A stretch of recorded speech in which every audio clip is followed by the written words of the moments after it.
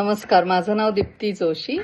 मी अमेरिकेत टॅम्पा फ्लॉरिडामध्ये राहते आणि मी विनीता कुलकर्णीची वर्गमैत्रीण. लहानपणापासून आम्ही दोघे एकत्र शाळेमध्ये मैत्रिणी होतो. विनीता आणि तिची बहीण नित्यकृष्ण काव्यसेवा ह्याची व्हिडिओ मला दररोज पाठवतात आणि मी ती माझ्या बहिणीला सिंगापूरला फॉरवर्ड करते. माझ्या बहिणीच्या घरी प्रीती कामत तिचं नाव, तिच्या घरी कृष्णाचं सेंटर आहे जे ताईंनी कित्येक वर्षापूर्वी तिच्या घरी जाऊन स्थापन केलं होतं. ती सुद्धा एक अतिशय अद्भुत कहाणी आहे.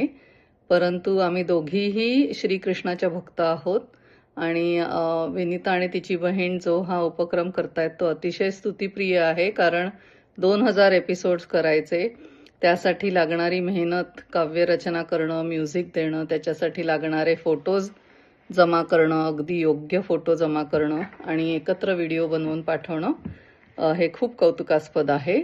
So just wanted to say Vinita, keep up the good work आणि मला दररोज तुझी व्हिडिओ पाठवल्याबद्दल धन्यवाद.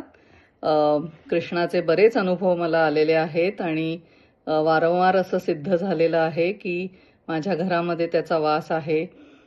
मला आणि माझ्या बहिणीला खूप श्रद्धा आहे आणि त्याचे आशीर्वाद सर्व कृष्ण भक्तांवर आणि सगळ्यांवर कायम राहू देत.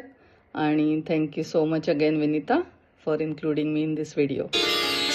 कृष्ण भक्त केदार यांनी संदेश स्वरूपात पुढील शुभेच्छा दिल्या आहेत. नो डाऊट ज्याच्या इच्छेने आजपर्यंत ही नित्यसेवा आपण केली ती तशीच पुढेही निस्संदेह चालूच राहील.